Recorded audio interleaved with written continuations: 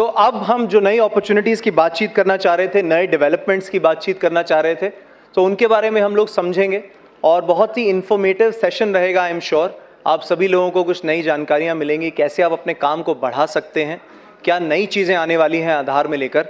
सो उसी पर बातचीत करने के लिए मैं अनुरोध करूंगा श्री कुमार राकेश सिन्हा सर से कि वो हम सभी को इस अपने सेशन की शुरुआत करें और नए डेवलपमेंट्स के बारे में हम सभी को बताएं।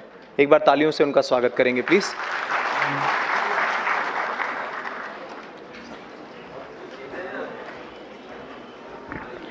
धन्यवाद। आप सभी का इस सीएससी द्वारा ऑर्गेनाइज्ड वर्कशॉप में स्वागत है। मैं कुमार राकेश सिन्हा, मैं डायरेक्टर एनरोलमेंट एंड अपडेट हूँ यूआईडीआई के हेडक्वार्टर में, और आप सबों को संबोधित करने के लिए यहाँ उपस्थित हुआ हूँ। बेसिकली आधार के बारे में आप लोग इतने सालों से काम कर रहे हैं, तो मैं उन सब बातों को नहीं दोहराऊँगा जो आप करते आ रहे हैं। जो आधार एनरोलमेंट आप कर रहे हैं, आधार अपडेट कर रहे हैं, वो सब चीज़ें चलेंगी। उसके बारे में जो अदर एस्पेक्ट हैं, उसके बारे में जो एरर्स की बात है, वो श्रीनिवास जी हमारे सहयोगी हैं, वो आपसे करेंगे। आधार में जो कुछ हम लोग चेंजेस लाने जा रहे हैं या ला चुके हैं या जो प्लान्ड हैं, उन सब के बारे में मैं आप लोगों को जानकारी दूंगा। इनमें से कुछ चीज़ें हैं जो सिस्टम में आ गई हैं, कुछ आने वाली हैं, और निकट भविष्य में ये सभी चीज़ें प्लान में आ जाएंगी। इन सब चीज़ों पे आधार अथॉरिटी जो है वो काम कर रही है। तो उन सब चीज़ों को बेसिकली आपको फर्स्ट हैंड इन्फॉर्मेशन दे रहे हैं। अभी हमने इनमें से बहुत सारी चीज़ों को पब्लिक डोमेन में नहीं लाया है, फिर भी हम आपको अपना पार्टनर समझते हुए ये सारी चीज़ें आपके साथ शेयर कर रहे हैं।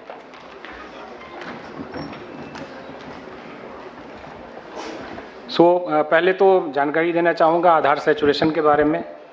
सीएससी शुरू से ही आधार से जुड़ी रही है, और मेरा जहाँ तक अनुमान है लगभग 20 करोड़ आधार सीएससी ने शुरुआती दौर में बनाए थे, और अभी भी बीच में एक छोटा सा ब्रेक था, उसके बाद से काम करते जा रहे हैं। तो सभी रजिस्ट्रार और इन लोगों के सहयोग के कारण आप ये इंडिया का मैप देख रहे हैं, और आप देखें पूरा ग्रीन जो सेंटर पार्ट है पूरा ग्रीन हो चुका है। 27 राज्य हमारे ऐसे हैं जहाँ पे 90% से ज़्यादा सैचुरेशन हो चुकी है। सैचुरेशन की इन सब में जाहिर है आप सभी ऑपरेटर्स का सहयोग रहा है। और सैचुरेशन की जब हम बात करते हैं तो हम अपना प्रोजेक्टेड पॉपुलेशन जो आरजीआई बताता है, इनफैक्ट आरजीआई की सेंसस 2011 में हुई थी, उसके बाद से 2021 की सेंसस की रिपोर्ट अभी नहीं आई है कोरोना के कारण जो डिले है, बट उन्होंने एक प्रोजेक्टेड पॉपुलेशन हमें बताया हुआ है।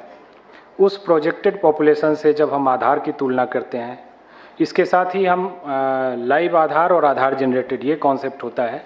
आधार जो जनरेट होते आ रहे हैं हर साल, हमने ये अभी फ़िलहाल नहीं किया है कि हमने जो एक्चुअल डेथ रिकॉर्ड्स हैं उसको माइनस किया हो, बट हर साल की जो आरजीआई की प्रोजेक्टेड डेथ रेट है अराउंड 7.2 पर 1000, उसके हिसाब से हम हर साल काउंटिंग में के पर्पज़ से आधार को थोड़ा कम करके, और हमने एक लाइव आधार बोला हुआ है। सो आज 135 करोड़ आधार में लगभग 129 करोड़ लाइव आधार हैं, और जो आरजीआई की प्रोजेक्टेड पॉपुलेशन है उससे जब हम तुलना करते हैं तो हम ये सैचुरेशन बताते हैं। सिर्फ कुछ राज्य हैं जहाँ पे सैचुरेशन कम है, जिसको हम बोलते हैं कि 90 से कम है। बिहार, सिक्किम, जम्मू एंड कश्मीर, अरुणाचल, असम और मणिपुर, ये राज्य वैसे हैं जहाँ पे 80 से 90% की सैचुरेशन है। और सिर्फ 3 राज्य या यूटी हैं जो 60 से 80% वाले ब्रैकेट में हैं।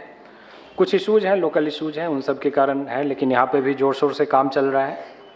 ओवरऑल पैन इंडिया अगर बोले तो एडल्ट पॉपुलेशन हमारा 100% कवर हो चुका है। जो आरजीआई की पॉपुलेशन फिगर है उससे 100% हम आधार बना चुके हैं। ये भी मैं लाइव आधार की बात कर रहा हूँ, ग्रॉस आधार की बात नहीं कर रहा हूँ। ओवरऑल सैचुरेशन अराउंड 94% है अगर इंडिया की पॉपुलेशन के हिसाब से देखें। जो हमारा जैसा सीओ सर ने भी बताया कि 0 to 5 एज ग्रुप में हमारा सैचुरेशन सिर्फ 34% है। और ये चूँकि नए बर्थ एवरी ईयर होते हैं तो एवरी ईयर ये शॉर्टफॉल यहाँ पे बना रहता है, और ज़्यादा अब अगर नए आधार की बात है तो काम करने की ज़रूरत 0 to 5 एज ग्रुप में ही है। फिलहाल हम लोग लगभग 4 करोड़ नए आधार बना रहे हैं, आगे की डाटा मैं दिखाऊंगा, और 16 करोड़ अपडेट कर रहे हैं। मोबाइल की सैचुरेशन आधार में एक बहुत प्राइम रिक्वायरमेंट होती है, और मोबाइल अब ऐसा हो गया है कि वो गांव-गांव में, शहर-शहर में हर व्यक्ति के पास पहुंचने लगा है। हमारे 95 करोड़ आधार में मोबाइल शामिल है। सो अभी भी लगभग 40 करोड़ आधार में हमें मोबाइल जोड़ने की ज़रूरत है। एक और है जो मैंडेटरी बायोमेट्रिक अपडेट की बात है, वो अभी लगभग 5 करोड़ पर ईयर हो रहे हैं। इसके बारे में भी आगे छोटी सी जानकारी दूंगा आपको। ये हमारा कंपैरिजन है year wise enrolment and update का। तो जैसा कि आप जानते हैं 2010 में पहला आधार इशू हुआ था, और 2011-12 से ये फुल फ्लेज्ड पूरी स्पीड से चल पड़ा, और आने वाले 5 साल में यानी 2015-16 तक, 2016 की अप्रैल, आई थिंक 3 अप्रैल थी, जिस दिन हम लोगों ने अनाउंस किया कि हमने 1 बिलियन आधार, 100 करोड़ आधार बना दिए हैं। उसके बाद से इनफैक्ट एक विज्ञान भवन नहीं, एक और लोकेशन थी, मैं भूल रहा हूँ, वहाँ पे मंत्री महोदय ने ये अनाउंसमेंट करी थी कि आज हम लोगों ने 100 करोड़ आधार बना लिए हैं। उसके बाद से नए आधार बनने की गति कम हुई, जाहिर है पॉपुलेशन हम कवर करते जा रहे थे, और फ़िलहाल जो पिछले 2 साल में आप डाटा देख रहे हैं कि थोड़ा ज़्यादा है। 18-19 और 19-20 में लगभग 2-2.5 करोड़ के बीच में एवरेज था। 20-21 और 21-22 में जो नंबर्स हैं वो 22-23 में भी हैं। ये बेसिकली असम और मेघालय स्टेट, यहाँ पे आधार बनाने की प्रक्रिया शुरू नहीं हुई थी। कुछ इशू थे लोकल NRCs वगैरह के, तो 2020-21 में इस काम को वहाँ पे भी लागू किया गया। तो 20-21, 21-22 और इस साल भी वहाँ काफ़ी ज़ोर शोर से काम चला, और जैसा कि आपको मैं बता चुका हूँ पिछली स्लाइड में,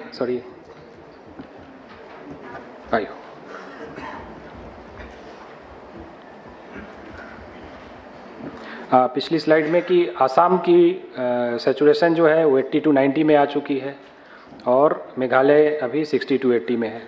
तो इस तरह से आगे चल के नए आधार का काम और भी थोड़ा कम ही होगा, क्योंकि सिर्फ 0 to 5 की पॉपुलेशन को कम करेंगे, लेकिन अपडेट का काम लगातार बढ़ता जा रहा है। पिछले 2017-18 से 20-21 तक आप देखें तो फ्लैट 9 करोड़ के आसपास अपडेट था, लेकिन 21-22 में ये 16 करोड़ हुआ। इस साल भी जो डाटा है वो उम्मीद है कि ये 16 करोड़ के आसपास रहेगा, और आगे और बढ़ने के चांसेस हैं। अगला एक नया काम आधार के पास आधार होल्डर्स के लिए हम लोगों ने शुरू किया है, जिसको डॉक्यूमेंट अपडेट बोलते हैं। इसके बारे में विशेष चर्चा हमारे अगले अतिथि श्री संजय रौतेला जी करेंगे, विस्तार से करेंगे। यहाँ पे मैं बेसिकली इसको शॉर्ट में ये बताना चाहता हूँ कि जैसा कि आपने पिछली स्लाइड में देखा कि जो अपडेट हुए हैं लगभग 60 करोड़ अपडेट हुए हैं, जबकि आधार 135 करोड़ बना है। तो अगर हम ये भी मान लें कि एक आधार में एक ही अपडेट हुए हैं, तो भी 75 करोड़ आधार ऐसे हैं जिनमें कोई अपडेट नहीं हुआ है।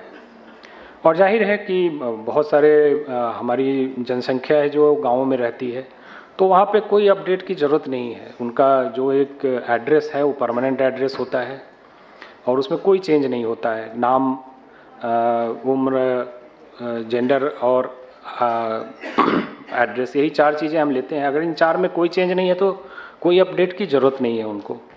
लेकिन हम लोग चाह रहे हैं कि जिन लोगों के आधार 10 साल से ज़्यादा पुराने हो गए हैं, वो कम से कम एक बार, अगर उनके एड्रेस या डेमोग्राफिक्स में कोई चेंज नहीं हुआ है, फिर भी वो एक अपडेट हमारे साथ करें और अपनी रिसेंट प्रूफ ऑफ आइडेंटिटी और प्रूफ ऑफ एड्रेस डॉक्यूमेंट जमा करें, ताकि उनके आधार को हम रीवैलिडेट कर सकें, उनके आधार को हम दोबारा से ये जान सकें कि हाँ वो आधार बनवाए थे और स्टिल वो सिस्टम में हैं और उनकी ये नई डॉक्यूमेंट्स हैं हमारे पास। तो जैसा कि आप देखेंगे, अब 10 साल पुराने आधार को अपडेट करने की बात है, तो 2011-12 के जो 15 करोड़ आधार हैं उनके लिए ये टाइम पूरा हो चुका है। 2012-13 में फिर से 15 करोड़ आधार बने थे, तो हम लोग अभी नवंबर में हैं और दिसंबर अगले 4 महीने में ये 15 करोड़ आधार भी ड्यू हो जाएंगे अपडेट करने के लिए, और उसके आने वाले 1 साल और में लगभग 30 करोड़ आधार बने थे। सो आने वाले 16 महीने में लगभग 60 करोड़ आधार हैं जो इस प्रक्रिया के लिए एलिजिबल हो जाएंगे कि उनका डॉक्यूमेंट एक बार अपडेट किया जा सके। ये पूरे आधार इकोसिस्टम के लिए बहुत बड़ी चुनौती है कि हमें लगभग अगले आने वाले 16 महीने में 60 करोड़ आधार अपडेट करने हैं। इसके लिए बड़े पैमाने पे हम मीडिया कैंपेन कर रहे हैं। आप लोगों को भी आज कुछ पैम्पलेट दिया गया होगा। तो जिनके आधार में कोई डेमोग्राफिक चेंज नहीं भी है तो भी उन्हें एक डॉक्यूमेंट हमारे पास सबमिट करना है। चलिए, इसकी जानकारी हमारे सहयोगी बताएंगे आपको। इस पे मैं और ज़्यादा विशेष अभी नहीं बताता हूँ, आगे बढ़ता हूँ। अगली प्रक्रिया है चाइल्ड इनरोलमेंट की प्रक्रिया। बच्चों के जो हम इनरोलमेंट करते हैं तो 0 to 5 के बच्चों के हम फिंगरप्रिंट कैप्चर नहीं करते हैं। उस समय हम सिर्फ उनके फ़ोटोग्राफ लेते हैं, उनके माता पिता में से किसी एक का आधार लेते हैं और उनकी ऑथेंटिकेशन करते हैं, मतलब उनकी फिंगरप्रिंट माता पिता की लेते हैं। तो इस प्रक्रिया में थोड़ा और सुधार किया जा रहा है, जो हमें इस बात के लिए करेगा कि हम उस, चूँकि हमारी जो यूएसपी है, जो हमारा प्रोटोकॉल है कि हम बायोमेट्रिक्स के बेसिस पे, फिंगरप्रिंट और आइरिस के बेसिस पे ये निर्धारित करते हैं कि एक व्यक्ति को 2 आधार ना मिल सके। लेकिन 0 to 5 एज ग्रुप के बच्चों में क्या होता है कि उनकी बायोमेट्रिक्स तो हमने ली नहीं, तो उनका जो डेमोग्राफिक इन्फॉर्मेशन है उसके बेसिस पे हम डीडुप्लीकेशन करते हैं। लेकिन उस प्रक्रिया में हम देख रहे हैं कि कई बार एक बच्चे के 2 आधार बन जाते हैं, क्योंकि वो कई बार बच्चे का जो इनरोलमेंट करने जाते हैं तो वो नाम बदल के, कभी बच्चे का नाम तो बचपन में ऐसे ही चेंज होता रहता है, वो तो जब स्कूल जाते हैं तो नाम एक तरह से फिक्स हो पाती है।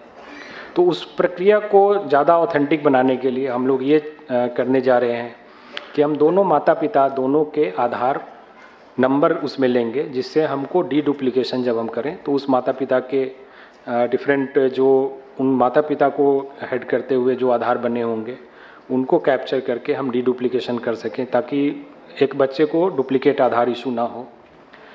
इसमें बहुत सारे ऑप्शन रखे जाएंगे, जहां अगर एक ही माता पिता में से एक अवेलेबल है, दूसरा नहीं है या ऑर्फन है, इस तरह की एक्सेप्शन पॉलिसी रहेगी वहाँ पे। बट ये बेसिकली एक प्रक्रिया हम लाने जा रहे हैं।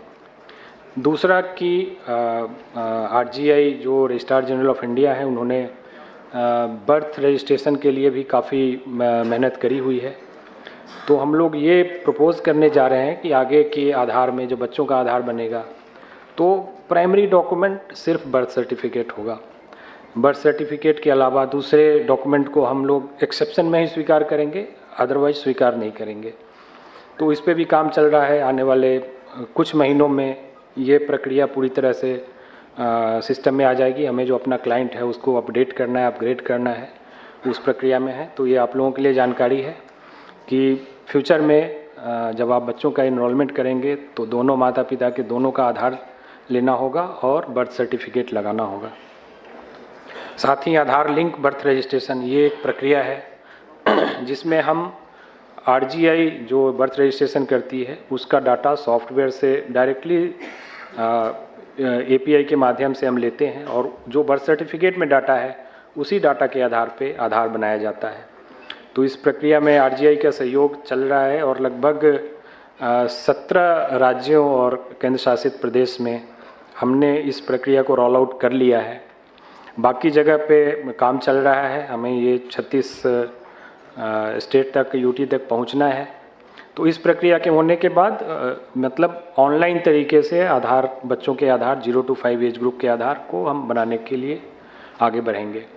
हो सकता है कई स्टेट में, खास करके हरियाणा वगैरह में शायद सीएससी भी हरियाणा गवर्नमेंट के साथ शायद टाइड अप है, तो इस प्रक्रिया को आप लोग जानते होंगे जो वहाँ पे काम कर रहे हैं। हमने कई राज्यों के हेल्थ मिनिस्ट्री को भी अप्रोच किया है कि वो भी अपने सिस्टम को इन बच्चों के इनरोलमेंट के लिए लगाएं और ये सिस्टम ALBR जो आधार लिंक्ड बर्थ रजिस्ट्रेशन है उससे जब लिंक हो जाएगा तो डाटा कैप्चर आरजीआई की सॉफ्टवेयर से डायरेक्ट होगा।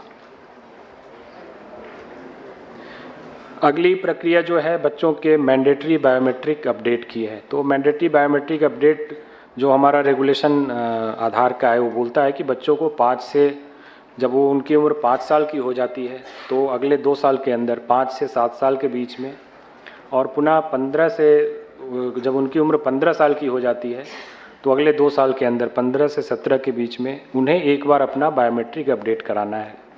5 से 7 साल वाले एज ग्रुप के लिए तो ये ज़रूरी है क्योंकि उनकी बायोमेट्रिक हमारे पास है ही नहीं, तो ये तो करना बहुत ही ज़रूरी है। और 15 से 17 में भी, चूँकि अब मान लीजिए 5 साल के बच्चे ने कराया तो उसकी जो फ़ोटोग्राफ आधार पे होगी, जो उसकी फिंगरप्रिंट फिंगर की साइज़ होगी वो काफ़ी छोटी होगी, तो इसलिए वो 15 के एज में एक बार अपडेट कराना ज़रूरी है ताकि उसकी फ़ोटो अपडेट हो जाए, जो नया आधार उसके पास आए। आधार नंबर तो वही रहेगा, ये तो आप जानते हैं, लेकिन उसको एक नए जिससे उस आइडेंटिटी से उसको पहचान उसको मिल सके।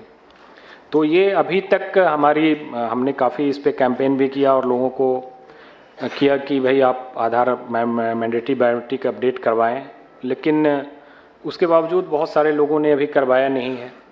तो एक चेंज हम लोग अपनी पॉलिसी में लाने जा रहे हैं जो कि 1 जनवरी से लागू होगा। इसमें है कि जो UIDAI ने 2 साल की परमिशन दी है कि 2 साल के अंदर आप अपडेट करा लें, अगर उस पीरियड में आप अपडेट कराते हैं तब तो वो पैसे UIDAI आपको लिए फ्री ऑफ कॉस्ट होगा, UIDAI संबंधित रजिस्ट्रार को ये पैसे देगी। लेकिन अगर आप 7 साल और 17 साल से ऊपर के हो जाते हैं तो आपने वो अपना जो सिस्टम आपको UIDAI ने प्रोवाइड किया था वो आप उसको यूज़ नहीं कर पाए, तो उसके बाद वो चार्जेज आपको खुद बियर करने पड़ेंगे। संभव है इसके कारण लोगों में थोड़ी जागरूकता आएगी, और ये पिछले लगभग 7-8 महीने से हम लोग इस पे मैसेजिंग कर रहे हैं लोगों को कि आप अपडेट अपने करा लें। आगे ये लगभग 1 जनवरी से हमारा प्लान है कि ये सिस्टम में आ जाएगा। उसके बाद से मैंडेटरी बायोमेट्रिक अपडेट बिल्कुल एज फिक्स हो जाएगा कि 5 से 7 और 15 से 17 में ही UIDAI चार्जेस बियर करेगी। उसके बाद आपको जो कंसर्न रेजिडेंट होंगे उनसे पैसे लेने होंगे। अगली प्रक्रिया जो है वो एडल्ट इनरोलमेंट, जैसा हमने बोला कि ये लगभग 100% हो चुका है पूरे इंडिया में, और इस पे बहुत सारे कॉर्नर से हमें आ रही थी कि आप अब थोड़ा ज़्यादा ध्यान दे करके एडल्ट की इनरोलमेंट करें। तो इसके बारे में बहुत सारी चर्चाएं हुई डिफरेंट लेवल पे, जैसा कि CO सर ने भी आपको ब्रीफ किया होगा। तो इस एडल्ट इनरोलमेंट को हम लोग कुछ सेलेक्टेड सेंटर पे डेजिग्नेट करने जा रहे हैं, जो सेंटर बहुत ही कम होंगे। हर एक ब्लॉक या तहसील में एक सेंटर होगा और एक सेंटर डिस्ट्रिक्ट में होगा। लेकिन मैं अगली स्लाइड में आपको बताऊंगा कि इस कारण से आप लोगों को कोई ज़्यादा परेशान होने की ज़रूरत नहीं है। हमने 2022-23 का डाटा एनालिसिस किया है, लगभग 6 महीने का डाटा जो अप्रैल से सितंबर तक का है। इस पीरियड में लगभग 10 करोड़ ट्रांजैक्शन हुए हैं, और जिसमें से सिर्फ 20 लाख एडल्ट के इनरोलमेंट हुए हैं, जो कि लगभग 2% से भी थोड़ा कम है, 2% मान लेते हैं। 98% ट्रांजैक्शन जो है वो इस रेस्ट्रिक्शन में कवर नहीं होता है। इसके अलावा जो डॉक्यूमेंट अपडेट है वो एक अपने आप में, मैंने बताया कि 60 करोड़ आधार अगले 16 महीने में अपडेट करने हैं, वो भी इस रेस्ट्रिक्शन में कवर नहीं होता है। तो मेरा ये कहना है कि इसके लिए इस 2% काम को अगर हम रेस्ट्रिक्ट भी करेंगे तो इससे आप लोगों के वर्कलोड पे कोई कमी नहीं होने वाली है। वर्कलोड पहले से बहुत ज़्यादा बढ़ने ही वाला है। तो ये UIDAI की एक डिसीजन है कि हम एडल्ट इनरोलमेंट, चूँकि हम 100% पे पहुँच चुके हैं, तो आगे की हम बहुत ही सेलेक्टिव वे में इनरोलमेंट करें, ताकि जो व्यक्ति अभी मतलब ये तो आश्चर्य की बात है कि भाई पिछले 10 साल से आपने आधार क्यों नहीं बनवाए, तो उनके लिए हमें बहुत तरह की जांच करके उनको अब आधार देने की ज़रूरत है। तो इसमें आप लोगों का सहयोग होगा और आप लोगों को इससे वर्कलोड पे कोई कमी नहीं होगा, ये मैं आश्वस्त करना चाहूँगा। आधार चार्जेस के बारे में फर्स्ट सेशन में हमारे DDGRO दिल्ली महोदय ने बताया था कि डिस्प्ले होना चाहिए रेट चार्ट जो है। हमने नया रेट चार्ट भी फिर से इशू कर दिया है, जिसमें डॉक्यूमेंट अपडेट के जो चार्जेज हैं वो भी ऐड कर दिए गए हैं। तो आप लोग भी रेट चार्ट जो है नया ज़रूर अपने सेंटर पे लगाएं, और ये सारे चार्जेज जो हैं डिस्प्ले करें, ताकि जनता को किसी तरह की दुविधा ना हो कि भाई इस चार्ज के हमें पैसे देने हैं या नहीं देने हैं। क्योंकि कई बार लोग गलत इसमें, आपको पता होगा कि हम लोग इसके बारे में सर्वे करते हैं। कोई भी कंप्लेंट्स हमारे पास आती है ओवर चार्जिंग की, तो हम एक सर्वे करते हैं। उसके बारे में भी आपको बता दूं कि सर्वे ऐसा नहीं होता है कि एक आदमी ने, किसी ने बोल दिया तो हम उसको सही मान लेते हैं। एक लंबी प्रक्रिया से गुजरते हैं। मिनिमम 10 लोगों से हमें पूछना है, और 10 लोगों ने बात करने के बाद अगर 5 या 5 से ज़्यादा लोगों ने बोला कि नहीं हमसे ज़्यादा पैसे लिए गए हैं, तभी जाके हम उस सर्वे को मानते हैं, नहीं तो उसको हम नहीं मानते हैं। और 1-2 लोगों के बोलने से कोई फ़र्क नहीं होता है, हम उनको ये रिलीज कर देते हैं। तो इसलिए आप लोगों को रेट चार्ट लगा के रखना चाहिए, ताकि जनता को दुविधा ना हो और सही पैसे वो पे करें आपकी सर्विस लेने के लिए। अगली जानकारी है revise list of supporting document. जैसा कि आप जानते हैं, आप पिछले 10 साल से हमारा एक फिक्स पैटर्न था, proof of identity and proof of address, proof of relationship and proof of date of birth. ये 4 डॉक्यूमेंट हम बनाते थे, और ये 4 डॉक्यूमेंट चाहे आप न्यू एनरोलमेंट करें या अपडेट करें, सब में कॉमन होता था। तो अभी तक जो जानकारी है कि वो एक ही डॉक्यूमेंट है, आप उससे एनरोलमेंट भी कर सकते हैं, अपडेट भी कर सकते हैं। लेकिन हम इस प्रक्रिया में फिर से चेंज लाने वाले हैं। हो सकता है आने वाले नए साल में ये आपको देखने को मिले कि अब 3 तरह के डॉक्यूमेंट होंगे। पहला होगा जो चाइल्ड 0 to 5 न्यू एनरोलमेंट, इसमें सिर्फ और सिर्फ बर्थ सर्टिफिकेट होगा, और उसके अलावा कुछ एक्सेप्शन डॉक्यूमेंट होंगे जिनके पास किसी तरह से ये बर्थ सर्टिफिकेट नहीं है। और बाकी न्यू एनरोलमेंट जो 5 से 18 एज ग्रुप या एडल्ट के लिए होगा, उसमें बहुत ही रेस्ट्रिक्टेड टाइप के डॉक्यूमेंट होंगे, वो डिफाइन किए जाएंगे। और बाकी सारे जो डॉक्यूमेंट आप आज की डेट में देख रहे हैं, वो अपडेट के लिए वैलिड रहेंगे विथ सर्टेन चेंजेज व्हाट्सोएवर वो हैपन हो रहे हैं। तो बेसिकली अब डॉक्यूमेंट जो अभी एक ही टाइप का होता था, वो डॉक्यूमेंट अब आने वाले समय में 3 टाइप के हो जाएंगे। इसके साथ ही जब ये चेंजेज होंगे तो हम इनरोलमेंट की फॉर्म भी चेंज करेंगे। बच्चों के इनरोलमेंट की फॉर्म अलग होगी, एडल्ट के इनरोलमेंट और अपडेट की फॉर्म अलग होगी। तो ये चेंजेस भी आपको देखने को मिलेंगे। सो नया डॉक्यूमेंट सेट मिलेगा आपको और नए इनरोलमेंट फॉर्म मिलेंगे। एक और नई चीज़ जो आने वाली है, ये भी नए साल के अंदर ज़रूर आ जाएगी। इस पे हो सकता है पायलट हमारा दिसंबर में स्टार्ट हो जाए। अभी एक स्टैंडर्ड सर्टिफिकेट इशू होता है। स्टैंडर्ड सर्टिफिकेट की एक पेपर डॉक्यूमेंट है, और उस पर डाटा भरा जाता है, रेजिडेंट की फ़ोटो लगाई जाती है। आप लोग काफ़ी संख्या में इस स्टैंडर्ड सर्टिफिकेट को यूज़ कर रहे होंगे, और वो किसी डेजिग्नेटेड ऑफिसर द्वारा स्टैम्प्ड एंड साइन होता है। इसको हम लोग सीडैक के माध्यम से एक ई साइंड सर्टिफिकेट क्रिएट करने जा रहे हैं। इसमें जाहिर है कि रेजिडेंट आपकी भी हेल्प लेंगे। उनका हर एक रेजिडेंट पहले एक सर्टिफिकेट क्रिएट करेगा, जिसमें वो अपने नाम, एड्रेस वगैरह सारी चीज़ें भरेगा। इसमें फ़ायदा ऑपरेटर के लिए ये होने वाला है कि प्रेजेंट सिनेरियो में जो सर्टिफिकेट होता है वो हाथ से भरा होता है, तो कहीं भी कोई करेक्शन होने से फिर वो एक डूबियस डॉक्यूमेंट में आता है, रिजेक्ट हो जाता है। यहाँ पे सारी चीज़ें इलेक्ट्रॉनिकली टाइप्ड होंगी, और उसके बाद वो जो ऑफिसर, डेजिग्नेटेड ऑफिसर हैं जो इसको इशू करेंगे, उनके पास जाएगा। डिजिटली वो लॉगिन करके इसको एक्सेस करेंगे, वहाँ पे इसको आधार ई साइन से वो इसको साइन करेंगे, एंड देन वो डॉक्यूमेंट इलेक्ट्रॉनिकली भी अवेलेबल होगा UIDAI की डाटाबेस में, और वो प्रिंट भी ले सकते हैं। जो रेजिडेंट होंगे वो प्रिंट की कॉपी लेकर आपके पास आएंगे। आप जब इनरोलमेंट करेंगे तो बैकएंड, पहला तो कोई उसमें एरर नहीं होगा, और बैकएंड पे हम उसको वेरीफाई कर सकते हैं कि वो कौन से ऑफिसर ने इशू किया है। तो उसमें भी जो थोड़ी बहुत गलतियां होती हैं कि किसी के स्टैंप साइन करके लोग ले आते हैं, तो वो आइडेंटिफाई होना इजी हो जाएगा। तो इस प्रक्रिया से भी होने से आप ऑपरेटर्स को काफ़ी सुविधा होगी। आपके एरर काउंट में हम उम्मीद करते हैं कि काफ़ी इससे कमी आएगी। ऑलरेडी हमारा ये फाइनल स्टेज में है, और पायलट हम दिसंबर में शुरू करने वाले हैं। तो जैसे ये प्रोग्रेसिवली लॉन्च हो जाएगा और एक्सेप्टेबिलिटी इसकी आ जाएगी, तो उसके बाद हम पेपर फॉर्मेट में ई साइन डॉक्यूमेंट जो है उसको बंद कर देंगे। एक और जो प्रक्रिया है जिसके बारे में भी बात की गई है, हमने पिछले 3 महीने का एवरेज ट्रांजैक्शन कैलकुलेट किया है।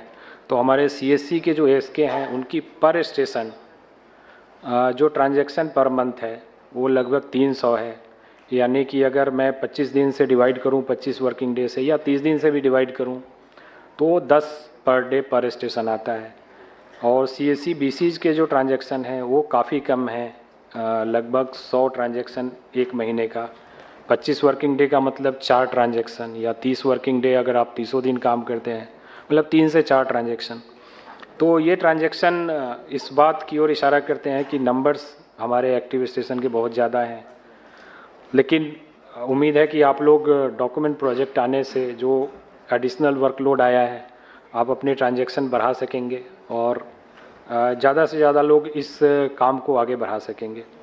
तो ये चीज़ ऐसी है कि हम दोनों बात कैसे जस्टिफाई करें। एक तरफ हम बोलते हैं कि हमें नंबर्स सेंटर बढ़ाने हैं और दूसरी तरफ जो सेंटर है वहाँ से आउटपुट नहीं आ रहा है। तो इन चीज़ों के बीच में एक सामंजस्य बैलेंस रखना है सो दैट जितने सेंटर चले वो टोटली लोडेड हों और लोगों को पूरी सुविधा दे सकें। ये सिर्फ हमने सिस्टम आधार बनाने के काम में जुड़ गए हैं, लेकिन हम नंबर्स नहीं कर पा रहे हैं। इसकी जो भी रीज़न हो तो ये जस्टिफाई नहीं करता है कि हम अपने सेंटर की संख्या बढ़ाएं। तो इस पर भी ध्यान देने की ज़रूरत है।